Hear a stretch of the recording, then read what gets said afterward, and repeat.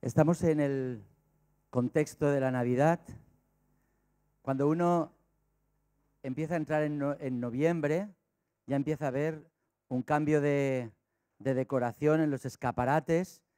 Y es que la verdad que en nuestra sociedad se monta una Navidad en la que no le cabe más.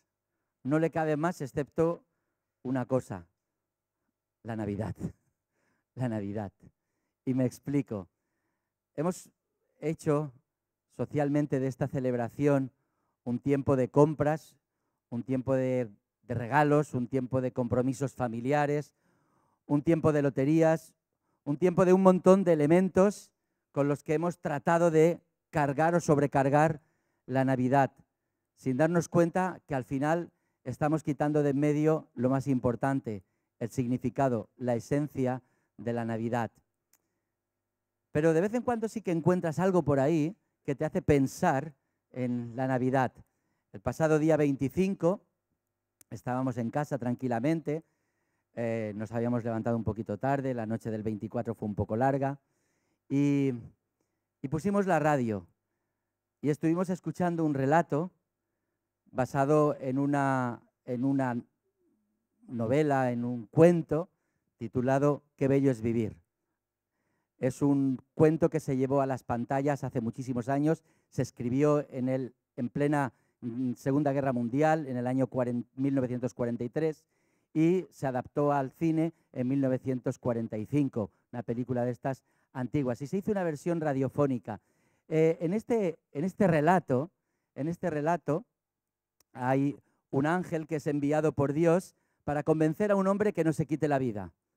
Al hombre que había sido un hombre de estos honestos, generoso, bueno, las cosas le habían ido fatal, hasta tal punto que llega un momento en que él quiere quitarse la vida y este ángel sin alas es enviado para que lo convenza de que no lo haga, de que no se quite la vida. El hombre lo primero que le expresa es ese deseo. Yo ojalá no hubiera vivido. Y el ángel lo toma literalmente y dice, pues vamos a hacerlo. Vamos a hacer como que no has vivido. Y entonces se ve en este relato todo lo que hubiera cambiado la vida de muchas personas porque él no hubiera existido.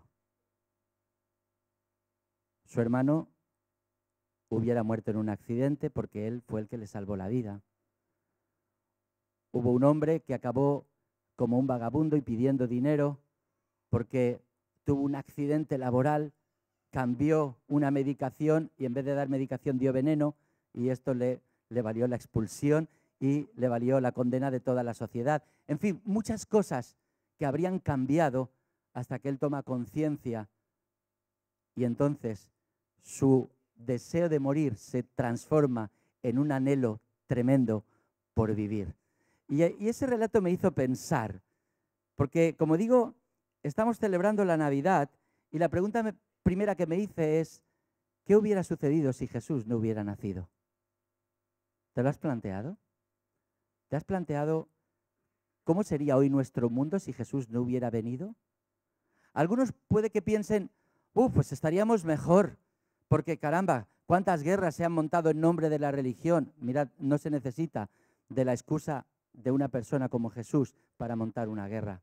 Cualquier excusa al ser humano le viene bien, porque está dentro de él el conflicto, la enemistad, los enfrentamientos. No, yo creo que de no haber venido Jesús, las cosas hubieran sido mucho peor de lo que es hoy día, o de lo que son hoy día las cosas que vivimos. Y dándole vueltas a esta pregunta, pues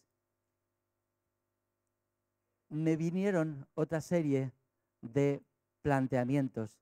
¿Qué hubiera sido de esto o de aquello si esta persona no hubiera estado, si esta persona hubiera dicho que no, etcétera, etcétera?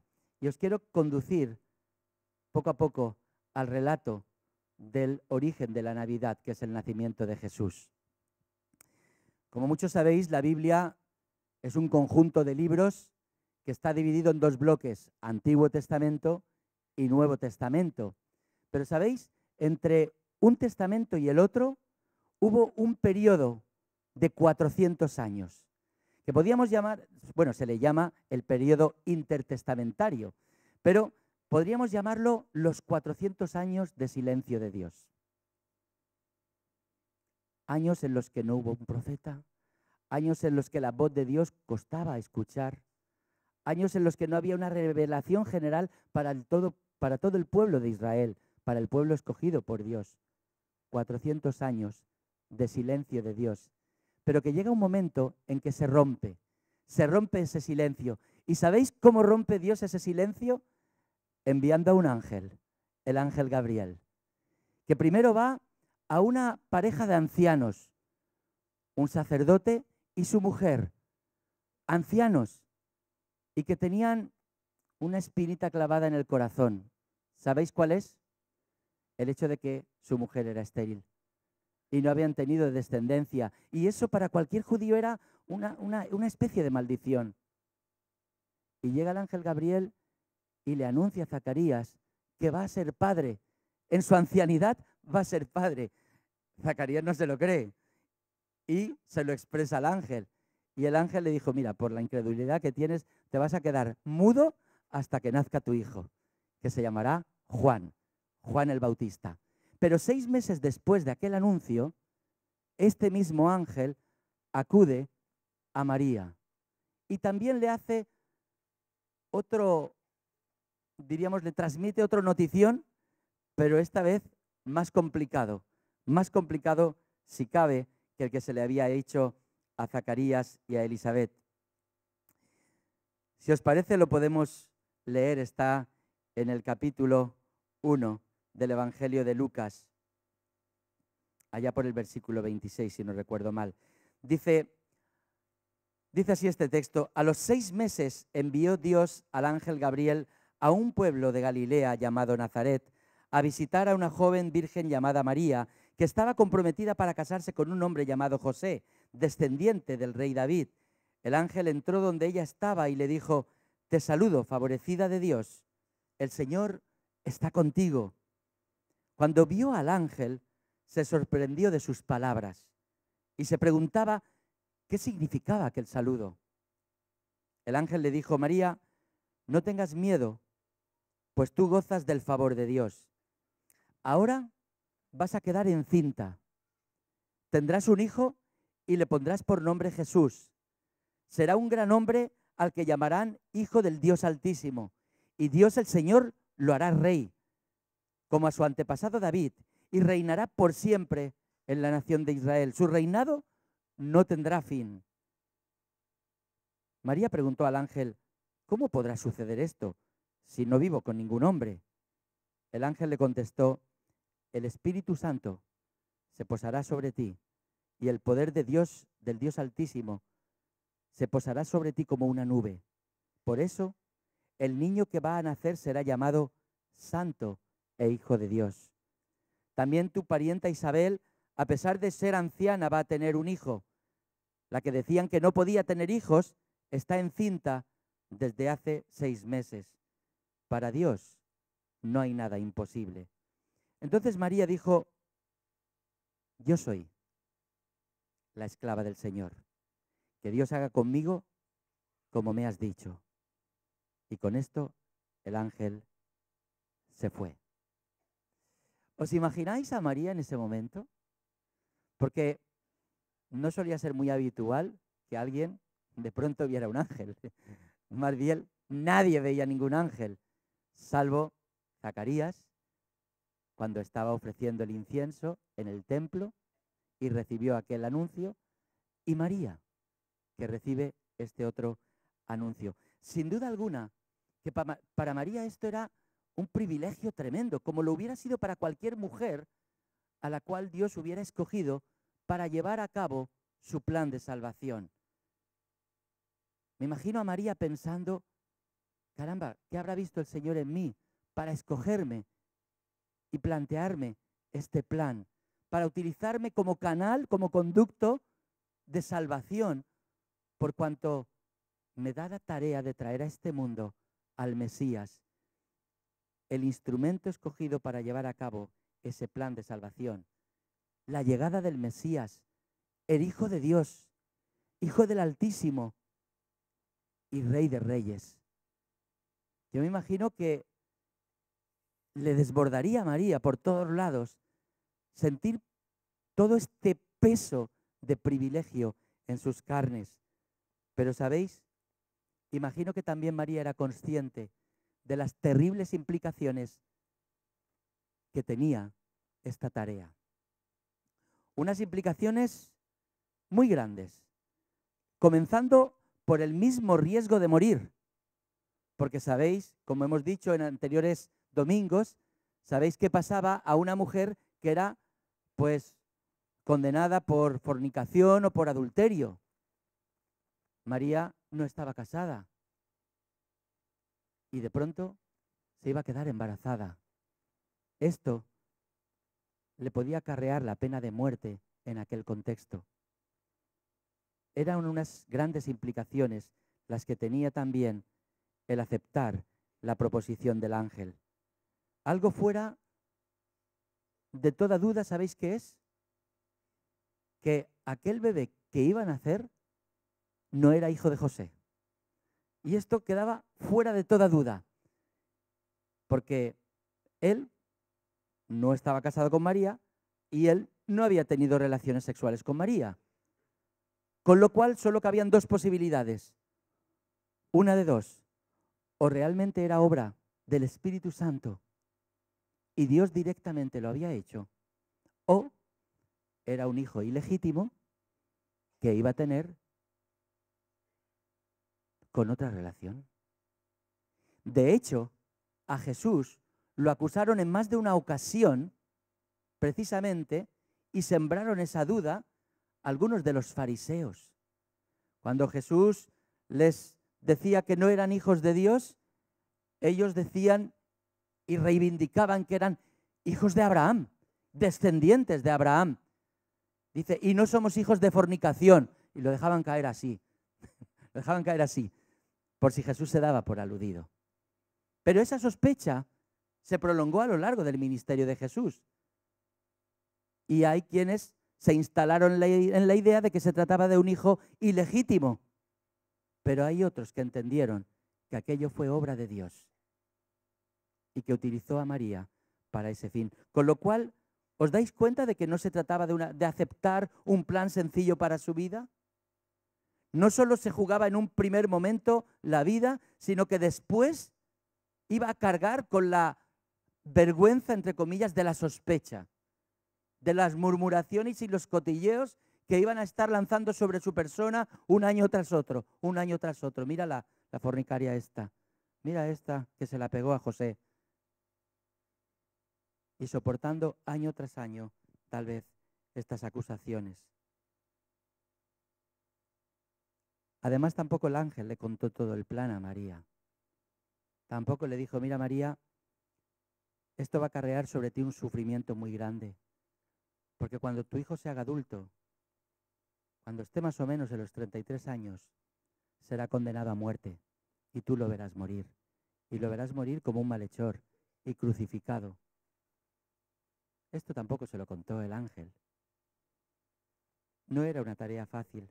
Mirad, en la Biblia encontramos muchos personajes que para nosotros son como referentes, ¿verdad? Estudiamos la vida de Salomón y hablamos acerca de su sabiduría, de las tremendas decisiones que tuvo que tomar.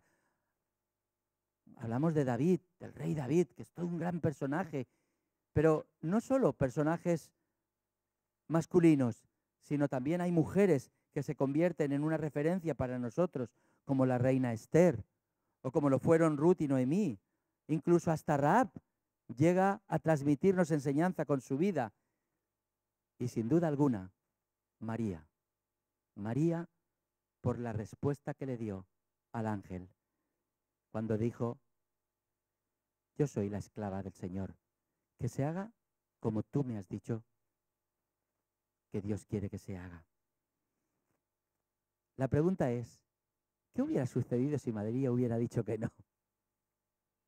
Yo estoy convencido que Dios habría llevado su plan adelante de otra manera, pero se habría tenido que alterar y habría tenido consecuencias, sin duda alguna, que habría tenido consecuencias.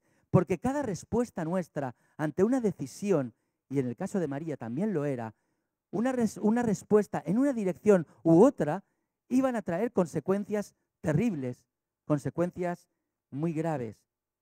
Me pregunto, ¿qué hubiera sucedido si Jesús, incluso después de haber nacido, cuando se enfrentaba a aquella semana trágica en la que iba a ser condenado a muerte, se hubiera acobardado y hubiera dicho, no, mira, ¿sabes qué? Lo dejamos hasta aquí. Ya he hecho bastante con hacer este recorrido de bajar desde los cielos a la tierra. Les he mostrado cómo deben vivir.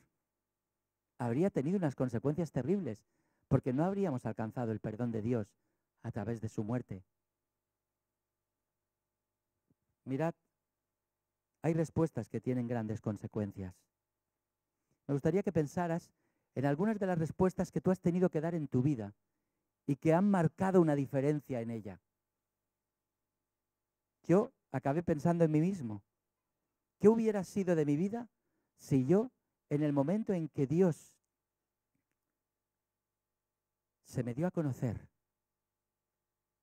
y me invitó a seguirle, le hubiera dicho, no, déjame tranquilo que estoy muy bien como estoy? Porque yo no estaba mal, ¿eh?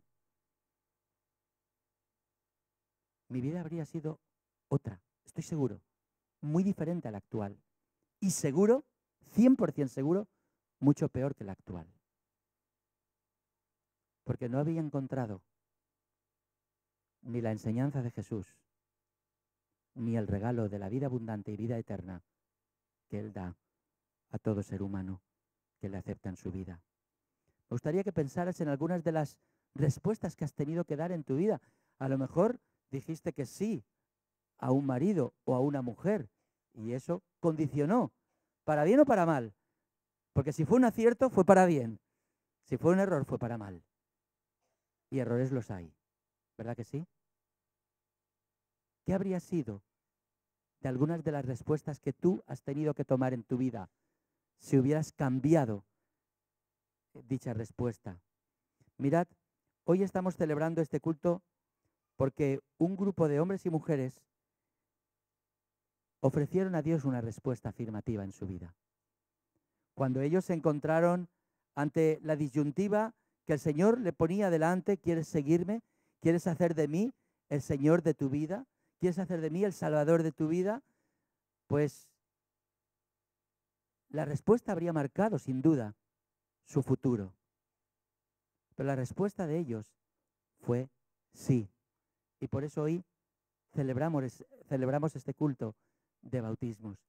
Y estoy convencido que sus vidas van a ser totalmente distintas a como hubieran sido si su respuesta hubiera sido, no, déjame tranquilo, que yo estoy bien como estoy. Estoy convencidísimo, porque su respuesta marcó la diferencia. Mirad, cuando se bautizan, la pregunta que se les hace es, ¿crees en el Señor Jesucristo como el Señor? Señor significa dueño, dueño de tu vida. Y el Salvador, y no es una cosa que puedas escoger entre una y otra. No se trata de decir, mira, vale, yo como Salvador te acepto, pero deja que el Señor sea o mi marido o yo mismo gobierne mi vida. Pero el planteamiento que la palabra de Dios nos hace es muy claro. Se trata de aceptar a Jesucristo como el Salvador de tu vida, porque ha venido para salvarnos. De hecho, su nombre Jesús significa Salvador, pero también como el Señor de tu vida, porque dice la palabra de Dios que hemos sido comprados por precio de sangre, porque Jesucristo voluntariamente dio su vida por ti y por mí. Imagina una escena, imagínate una escena en la que tú no sabes nadar, te estás ahogando y de pronto llega alguien y te rescata. ¿Te sentirías en deuda con esa persona? Sin duda que sí. Pero es que quien te salva, Jesucristo, no es una persona normal y corriente. No lo es, como hemos leído, desde su nacimiento, desde antes de su nacimiento. Porque Jesucristo, a diferencia de cualquier ser humano, ya existía en el principio con Dios, porque Él mismo era Dios. Y abandonó su estado de gloria y se hizo como uno de nosotros para dar su vida y darnos la salvación que podemos alcanzar a través de su sacrificio. Por eso en esta mañana me gustaría que te hicieras esta pregunta, o mejor dicho, que dejaras que Dios te hiciera esta pregunta. ¿Crees en mí? Deja que Dios te lo pregunte. Porque Dios no se ha escondido, Dios se ha revelado, se ha dado a conocer. La Biblia nos habla de cómo es Dios. Y lo único que te pregunta es, ¿crees en mí? Pero no como aquel que cree en la luna y que no le importa. Si sale, si deja de salir, si hoy hay nubes o no las hay. Creer en Dios, creer como la Biblia nos dice de creer en Él, es convertirlo en el dueño de nuestra vida, en el Señor de nuestra vida. En uno de los testimonios que han escrito figuraba ese texto de Apocalipsis capítulo 3, versículo 20, en el que Dios hace esa invitación.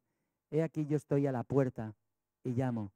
Si oyes hoy mi voz, yo entraré y cenaré contigo y tú conmigo. Es decir, tendremos comunión, tendremos armonía, tendremos una relación entrañable entre tú y yo. Eso es lo que Dios quiere, que tú tengas una relación con Él, que te haga ser una persona distinta. A lo largo de todos mis años en los que he transitado por la vida de la fe, he podido escuchar cantidad de testimonios de personas a las cuales Dios les cambió su vida. He visto matrimonios totalmente destrozados y cómo Dios, de una manera milagrosa, ha rehecho sus vidas porque les ha cambiado de arriba abajo. He visto personas literalmente destruidas por la droga y cómo Dios las ha vuelto, ha hecho de ellas unas personas totalmente nuevas. Las tengo aquí en mi mente, tengo sus nombres, tengo sus testimonios. Dios no es algo del pasado, Dios no es algo irreal, Dios es real y está deseoso de cambiar y transformar también tu vida. Por eso tal vez la pregunta más importante a la que tu vida se enfrenta es, ¿crees en Dios? ¿Crees en Jesucristo como el Señor y Salvador de tu vida? El Señor, igual que decía en ese texto de Apocalipsis, y se lo dijo a algunos de ellos, y nos lo ha dicho a muchos de nosotros, también a ti te dice, he aquí yo estoy a la puerta de tu corazón y llamo. Si escuchas hoy mi voz, no endurezcas tu corazón. Si tú estás escuchando, no mi voz, si tú estás escuchando esa voz interior que es la voz del Señor, que te está diciendo, deja de huir de mí, deja de mirar para otro lado. Yo estoy a la puerta de tu corazón, no lo endurezcas. Deja que entre en tu vida y transforme tu vida. Si eso es lo que te está diciendo el Señor, mi consejo es que abras tu corazón y entregues tu vida a Él. Y descubrirás la vida abundante que el Señor Jesús ha venido a traer para ti. Porque lejos de lo que algunos piensan, el Señor Jesús no ha venido para esclavizarte. Todo lo contrario. Él dijo, conoceréis la verdad y la verdad os hará verdaderamente libres. Eso es lo que el Señor quiere para tu vida. La libertad sobre el pecado, la libertad sobre la condenación, la libertad sobre tantos aspectos que nos esclavizan, porque Él ha venido a ofrecernos auténtica y genuina libertad. Te invito a que oremos.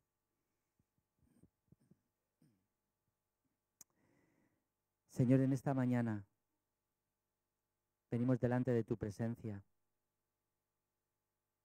conscientes, Señor, de que tú mejor que nadie nos conoces en la intimidad, conoces lo que hay en nuestros pensamientos, porque como dice el salmista, aún no ha salido la palabra a nuestra boca y tú ya la conoces.